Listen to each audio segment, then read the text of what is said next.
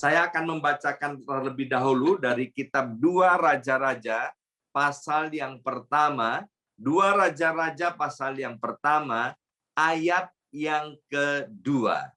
Pada suatu hari jatuhlah Ahazia dari kisi-kisi kamar atasnya. Terjemahan lain dikatakan Ahazia jatuh dari teras yang ada di loteng di rumahnya. Yang ada di Samaria itu, lalu Ahazia menjadi sakit. Kemudian dikirimnyalah utusan-utusan dengan pesan, pergilah, mintalah petunjuk kepada Baal Zebub, Allah di Ekron. Apakah aku akan sembuh dari penyakit ini? Ya. Nah, ayat yang baru kita baca itu bercerita tentang anak daripada Raja Ahab, saudara. Ya. Setelah Ahab meninggal dunia, maka Israel dipimpin oleh anak dari Ahab yang namanya Ahazia. Dikatakan bahwa Ahazia ini sama seperti bapaknya Ahab, yaitu selama memimpin Israel melakukan apa yang jahat di mata Tuhan. Maka teringatlah saya akan pepatah, like father, like son. Buah apel jatuh tak jauh daripada pohonnya. Maka itu mari Bapak Ibu Saudara sekalian, kalau kita ada hidup yang tidak beres di hadapan Tuhan, segera bereskan. Ya, kita hidup dalam pertobatan. Kemarin kita mendengar kesaksian dari Bapak Pendeta Irwan, bagaimana dia punya anak-anak, sekarang anak-anaknya baik-baik semua. Meskipun Pak Irwan pada masa mudanya, dia melakukan banyak hal kejahatan. Tetapi ketika Pak Irwan mengambil keputusan untuk hidup benar di hadapan Tuhan, maka hal itu tidak sampai terjadi kepada anak-anaknya. Kita tahu Ahab, saudara, hidup di dalam dosa, saudara, dan dia tidak hidup di dalam pertobatan sampai kepada masa akhir hidupnya. Maka apa yang dikerjakan oleh Ahab ditiru oleh anaknya yang bernama Ahazia, saudara. Nah, kemudian saudara, waktu Ahazia baru menjabat menjadi raja atas Israel, entah bagaimana saya belum menemukan mengapa Ahazia bisa jatuh dari loteng di rumahnya, di mana kamar atasnya ada teras, dan kemudian dia jatuh, dia sakit parah. Kemudian di dalam sakitnya, dia sudah kerasa kalau dia mau mati, maka kemudian Ahazia ini menyuruh pegawai-pegawainya untuk bertanya kepada berhala yang bernama Baal Zebub ini. Suruh tanya begini, apakah aku ini bisa sembuh ataukah aku bisa mati ya kena sakit ini ya, sakit karena kecelakaan ini, saudara. Maka kemudian saudara di dalam 2 Raja-Raja pasal 1 ayat yang ke-9, sesudah itu disuruhnyalah kepada Elia seorang perwira dengan ke-50 anak buahnya. Orang itu naik menjumpai Elia yang sedang duduk di atas puncak bukit. Berkatalah orang itu kepada Elia, "Hai abdi Allah," ya. Dalam terjemahan bahasa Inggris dikatakan man of God, terjemahan yang lain dikatakan holy man. Itu julukan daripada Nabi Elia itu, saudara. Raja bertitah, turunlah.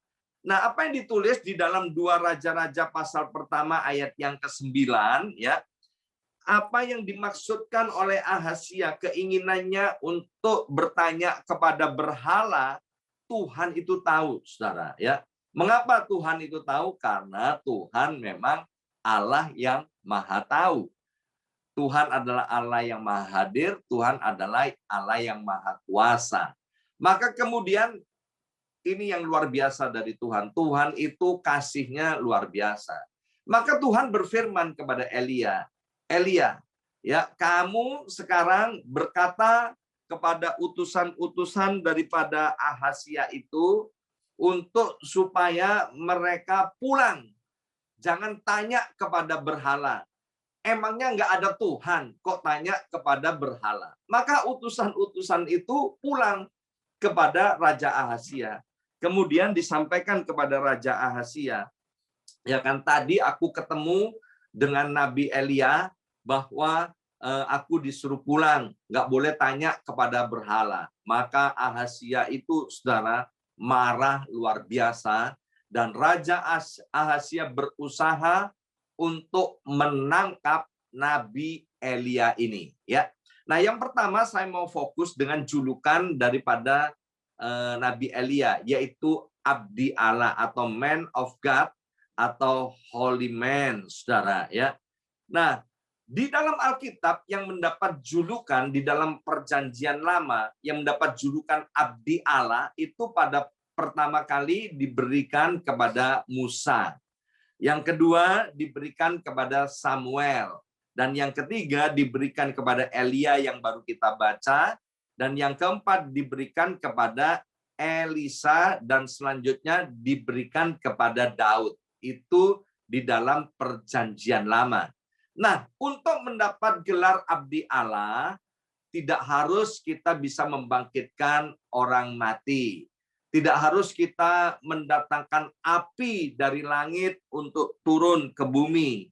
Tidak harus seperti Daud merobek-robek mulut singa dan beruang, saudara. Ya, untuk kita hidup menjadi abdi Allah pada zaman ini, 1 Petrus pasal 2 ayat 9 berkata begini. Tetapi kamulah bangsa yang terpilih, imamat yang rajani, bangsa yang kudus, ya, bangsa yang kudus, umat kepunyaan Allah sendiri, ya. Jadi untuk kita hidup disebut sebagai abdi Allah, sebagai orang yang kudus, itu yang pertama yaitu kita harus menerima Yesus sebagai Tuhan dan juru selamat pribadinya, ya. Maka itu saya bersyukur pada hari ini saya sedang berbicara kepada Bapak Ibu sekalian yang disebut sebagai abdi Allah. Apa itu abdi Allah? Sekali lagi saya mau katakan abdi Allah adalah orang yang hidup kudus. Orang yang hidupnya dikenan oleh Tuhan. Dan setiap kita yang hadir pada acara ini, kita adalah abdi-abdi Allah. Kita adalah orang-orang yang dipilih oleh Tuhan. Yang sudah ditetapkan menjadi bangsa yang kudus, umat kepunyaan Tuhan sendiri. Itu firman-Nya, saudara. Berkata sedemikian rupa. Maka itu kalau hari-hari ini kita tidak hidup kudus, kita perlu periksa diri. Ya, mungkin ada sesuatu yang salah dengan hidup kita. Roma pasal 12 ayat 2 berkata bahwa kita ini harus merubah cara berpikir kita. Ya, merubah cara berpikir kita itu disebut metanoia atau bertobat.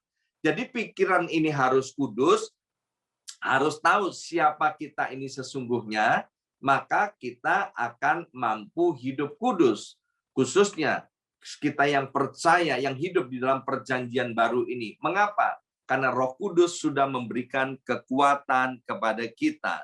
Di dalam Ibrani pasal 12 ayat 14 dikatakan, berusahalah hidup damai dengan semua orang dan kejarlah kekudusan. Bersama saya ucapkan, kejarlah kekudusan. 2, 3, kejarlah kekudusan. Ya, dilanjutkan.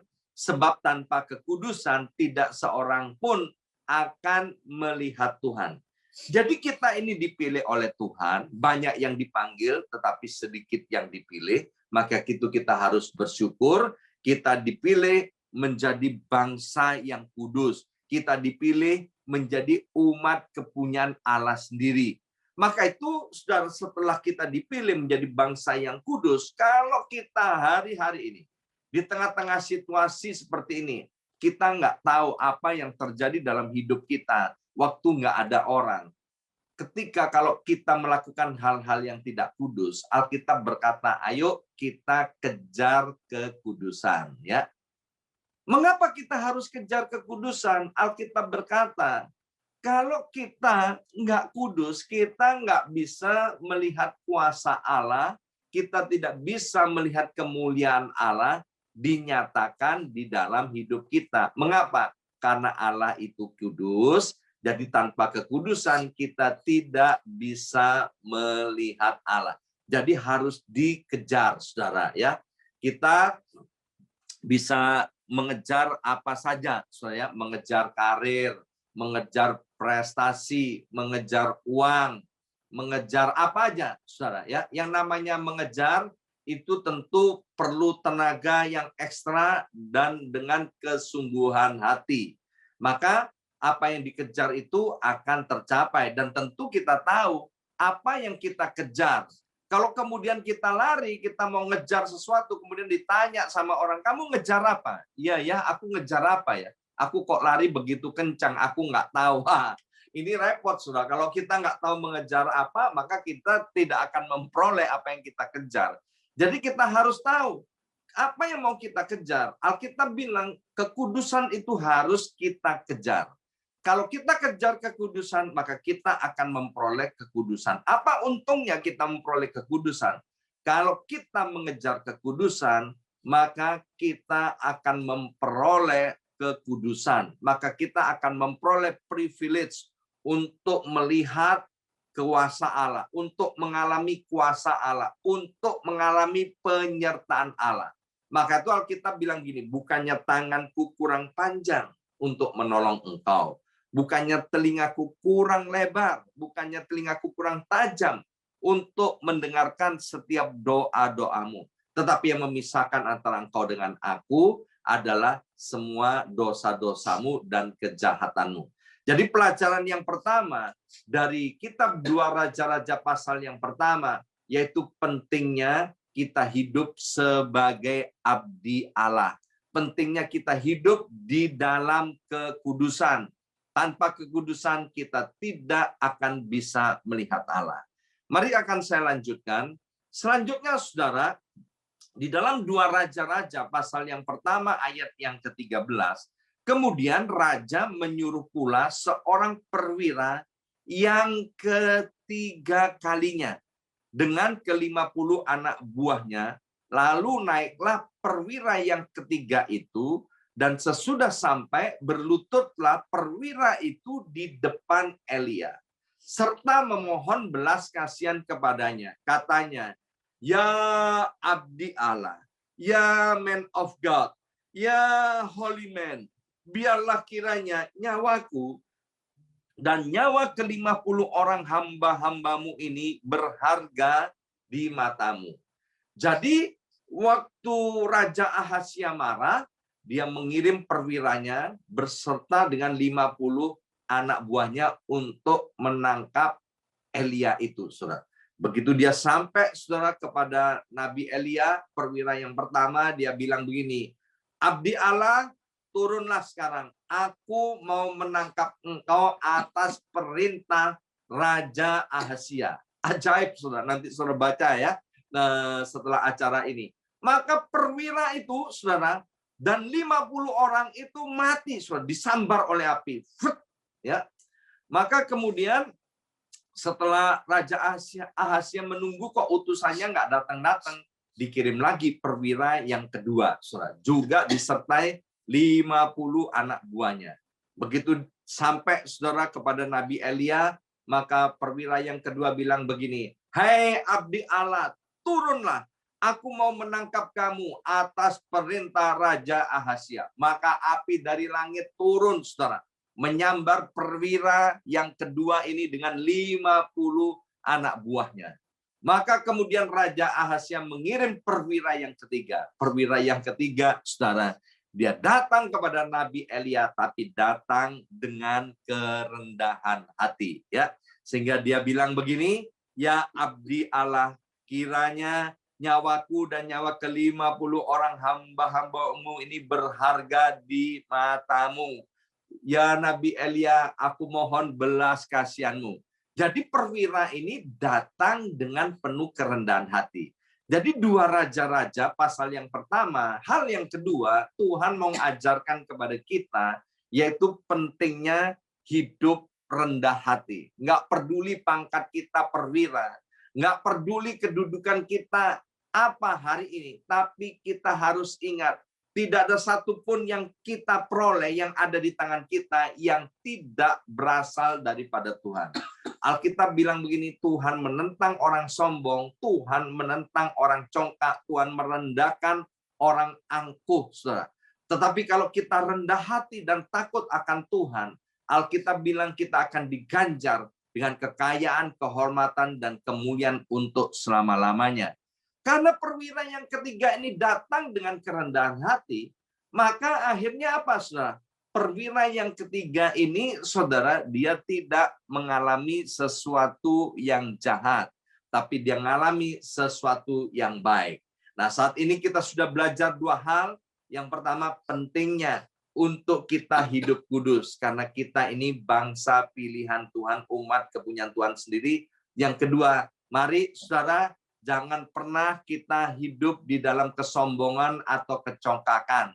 Tuhan mau setiap kita hidup di dalam kerendahan hati. Roma 11 ayat 36 berkata, segala sesuatu datangnya dari Tuhan, oleh Tuhan, dan untuk Tuhan. Mari kita berdoa, materaikan setiap benih kebenaran firman Tuhan Bapa, Roh Kudus yang menolong kami untuk menerjemahkan dan mempraktekkan dalam kehidupan kami sehari-hari. Dalam nama Yesus. Amin.